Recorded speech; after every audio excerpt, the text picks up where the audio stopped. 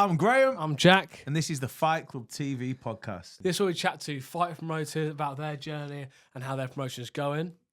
Upcoming shows, exciting things that we have going on behind the scenes that we want to share with you, and anything fight game related, really. Yeah. So essentially, it's a little bit so you guys can see more about how Fight Club's going, about the journey, what's happening. So stay tuned. Stay tuned, like, share, and subscribe. Let's go. Hello, my name's Graham. My name's Jack. This is the episode 1 of the Fight Club TV podcast. Okay, Graham. So I want to start off. The reason why I want us to do this podcast is because I feel we're different in this fight game, I think. Yeah. We do things differently. And the best way to build them relationships and partnerships up with people is when you know, like, and trust them. Yeah. And what better way than using my studios, filming a podcast, and getting to know people. Sounds good. So just tell people, let's say no one knows who Fight Club is. Yes. Boom. Fight Club TV, we've been filming boxing events up and down the country for the past better side of 2 years. Originally started off as Raw Combat TV, and then we switched to Fight Club TV roughly a year ago. Mm-hmm. And so we work with all different promotions from hybrid boxing, bare knuckle boxing, gloved boxing, got some MMA promotions coming up. And we provide the full production, don't we? We provide the broadcasting services. We arrive 4 or 5 staff in total and handle it all, sell the pay-per-view tickets, deliver the viewer experience, an immersive boxing experience. I think we do things slightly differently than the run-of-the-mill broadcasting service at the minute. I mean, unless you're on DAZN or something like that, you don't really get the level of production that we really offer, do you? Yeah, I would say so, because I think definitely with our production value that we can offer and our experience already, because I think, when did I start having Fight Club? It was on a boxing show in Leeds at TJ's. Oh, it was, our first show. Oh yeah. When was that? That's got to be a couple of years ago now. Is it? It's got to be at least 18 months on that show. God, I've done a few shows myself by then, and then I remember, because we weren't working together to begin with. It was just I saw you there, and I think by the time I seen you there again, we'd already done another show somewhere else in between. Oh yeah, you just kind of went from there. Yeah, but that's what I mean. I just feel like for what we do it, because you seeing just so many different avenues of people conducting themselves and how they do business, and I just feel like there's a niche in the market where Fight Club can come in and really offer that value. For example, because you said before, the massive, huge promotions like BKFC, like obviously like bare knuckle and things like that, they're going to go with big companies like boxing like DAZN, where the skill gap and professionalism, I feel, from DAZN to the white collar scene, which is white collar scene's getting big. Yeah, it's just not there in terms of the angles, the commentary, the overlays. Like you say, it's the production value that's offered that's just not usually there. It's usually a film it and put it on YouTube 2 weeks later job. Bosh done. So, there's a few more up-and-coming kind of people trying to do the pay-per-views they're having a go with a simple camera or with a phone set up using lounges and the likes, but it just doesn't, it's not the same thing, is it? Yeah, I just feel like, because what the important factor is, mate, I feel like when it comes to business and stuff, we're all in our own race. Yeah. So like there is no competition, and what I feel is that other companies, when they hear, let's say you get a company who sells shoes, they're like other companies, I hate them, can't talk to them. Like, it is all about collaboration. Everyone's in their own race, I like that. Yes, I mean, everyone's trying to help each other, but I just think, again, I just feel like it's down to awareness. People don't know, for example, that doing a lot of collaboration or helping each other, supporting each other is actually an option of a positivity, where everyone else thinks I can't do that because they're going to copy what I do, they're going to know what I do. Well, working together, what's the best way? Let's say you sell shoes and I sell shoes, and we start collaborating on a shoe together. Yeah. I'm getting into your audience who I haven't seen. You're getting into my audience who you haven't seen. Mutually beneficial. So, what's the date today? 4th, is it? 4th. So what's the next show? Next show. God, you put me on the spot then, didn't you? It's the 12th. Is the 12th. The next show 12th is of the September. 12th. Oh, so and 21 that's this is going to go. Elysium. Yeah, 21 is going to go out. So Ask 12th. me again. Okay. So great. Take 2. When is the next show? 12th of September. That'll be Elysium, up in Yorkshire. So looking forward to that. Headshot Bang and Ghazi. So who? Yeah. Okay. So who's? How many fights is there? On Elysium, I think there's 13 fights coming 13 fights. Yeah. This is a good one because we were filmed a show last Saturday, didn't we? In Bolton. Yes, in Bolton. The Hideout. Yeah. And 11, was it? 11. And wasn't there 10? I think it was scheduled for 11. I think they ran 10. Because I think I already discussed it with our other videographer, but my father. Shout out to Chris. The old boy. So yeah, I said about he's going to come and do some of the stuff, which he regrettably said yes to. But he's doing it anyway. And we said about sometimes we do some shows and there's like about 23 fights. I was speaking to Gypsy last night. Who's Gypsy? Just Gypsy General. There you go. Arthur McDonough. And he's got a boxing promotion called Unleash Boxing. And no bias, but I think that's good. He's up there. The production level on that show is off the charts. He's got a show coming up on the 11th of October, and I messaged him. I said, 23 fights, is that right? He's like, with a few more to add yet. So that's going to be a big show. It's good. There's going to probably be 25, 27 fights on that. Because that's always at the hangar, isn't it? Yeah, but it's not this time. Oh, is it They've not? moved it into Birmingham. Oh. Yes, I think it's a stadium show. Oh, wow. A big arena. Have we filmed it in Birmingham yet? I don't think. I've filmed a couple of times in Birmingham, like at the Roller Jam in Digbeth for Peaky Promotions. Okay. But I don't think we have. I don't think the closest we've done is the hangar, isn't it? Well, that's pretty close for us because Birmingham from where I am is about just over an hour away. Literally, I was just come through Birmingham about an hour ago, and I'm here. So all these times we've done shows, I'm like, didn't realise you was quite close to the Midlands there. Yes, that should be that because definitely Gypsy General shows are always banging. He's a really nice guy as well. Yeah, I saw a clip of on FB like last week. Him just boxing, boom, battering someone. Yeah, he's just had a fight last week against, I believe, a more experienced opponent who thought he had it in the bag. Telling Gypsy in the press conference, "I'm going to retire if you beat me." Like, he was that confident in himself. Oh wow, okay. And Gypsy just ran through him, literally smashed him to bits. Got the stoppage. It was good.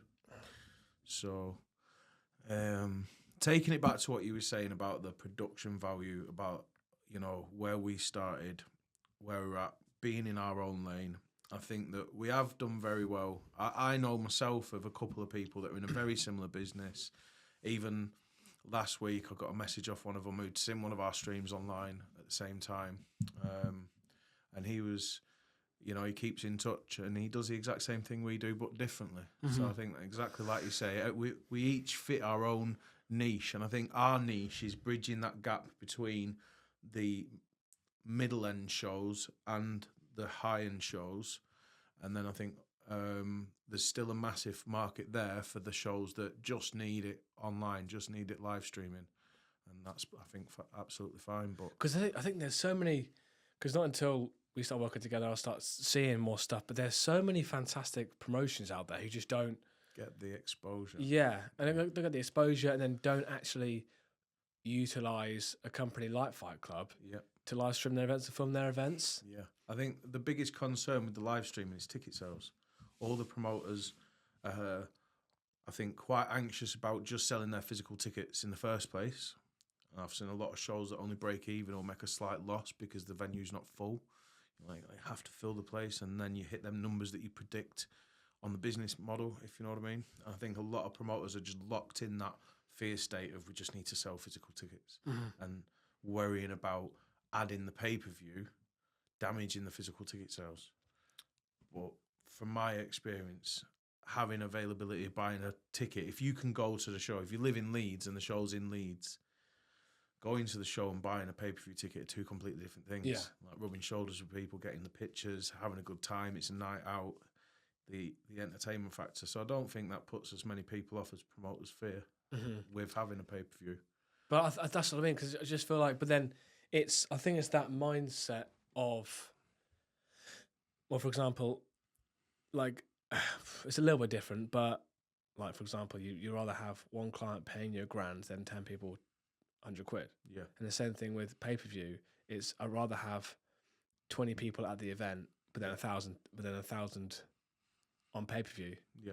It's just, but for example, it's not always so much about people revenue. They have a massive push on that pay-per-view because, again, it's just brand awareness. It's, for example, people, say, in France or in other countries or other places in England won't travel down to.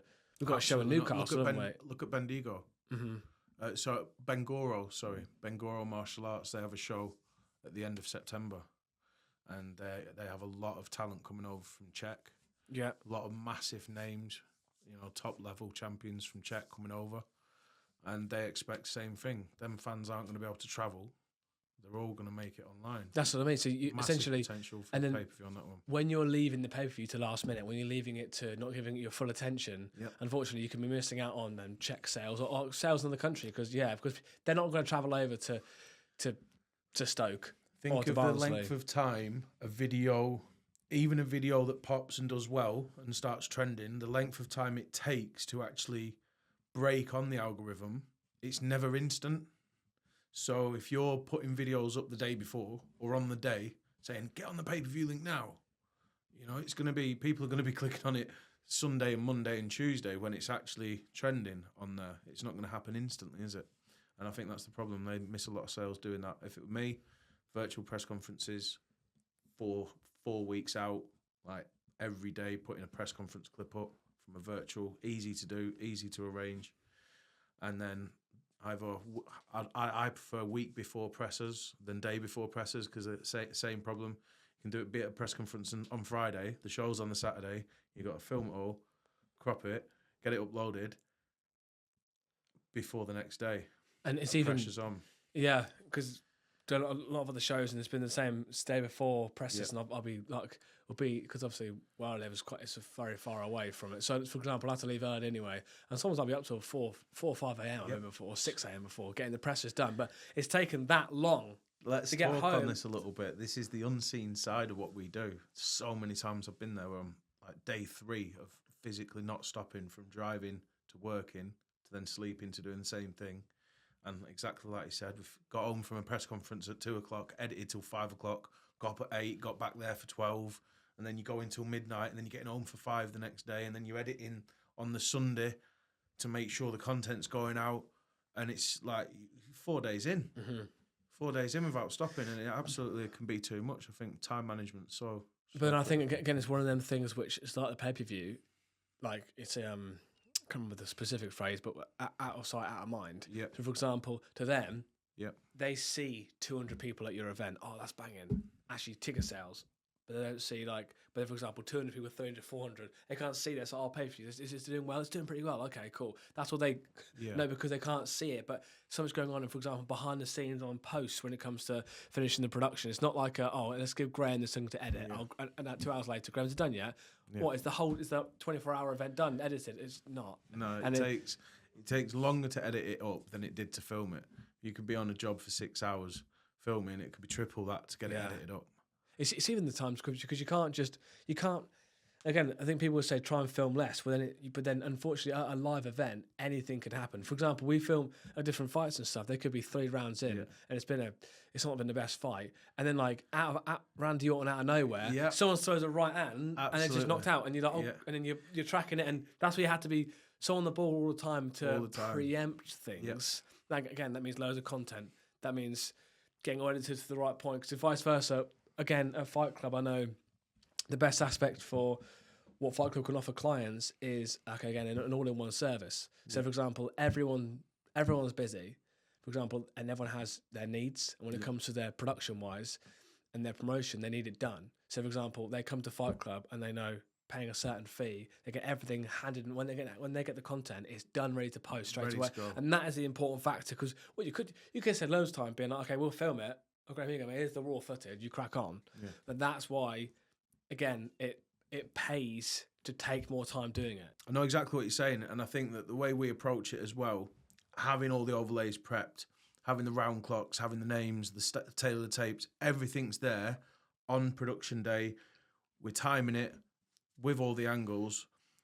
stop starting the recording the full fights as a separate files as we go along, as well as having the full event recording, as well as then having the replays as we go along, going like that at the end of the show, bang, USB stick, all the files ready with the overlays, with everything ready to go. I think it's a godsend for them, and I think that that's one of the best adaptations we've made to the process so far, is that managing the workload so that as soon as we leave that show, aside from our own socials to post and manage, the work's done. Before, like, that's where the work starts. You leave the show and that's where the work starts. So I think having that's a massive difference. But just going back to something else you said a minute ago, them out of sight, out of mind, I think we've also got a great solution for that now with the website. The last upgrade that we had done, the promoters are now tagged in the pay-per-views, and they can see the analytics for the sales through the dashboard themselves, as well as being able to tag the fighters in it, and the fighters themselves being able to share the link, and all those analytics from the shares of the fighters' links as well. I think it all adds up to having that much more present understanding of the pay-per-view sales. It's much easier for them to just check the dashboard for the sales than having to message me and ask. No, definitely. Again, and I feel like it all just drags back to just convenience. Yeah. Because it is just, I would love it if Fight Club ever needed, or vice versa, any one of us needed anything being doing. If you can go to a company and get it all done for you. Yeah. Again, it's for our demographic, for the clients that we specifically want. At the end of the day, Fight Club is a premium service. Yeah. Fight Club offers top quality service. That means it's not cheap, but but you pay for quality. Yeah. Vice versa, you pay cheap, you pay twice.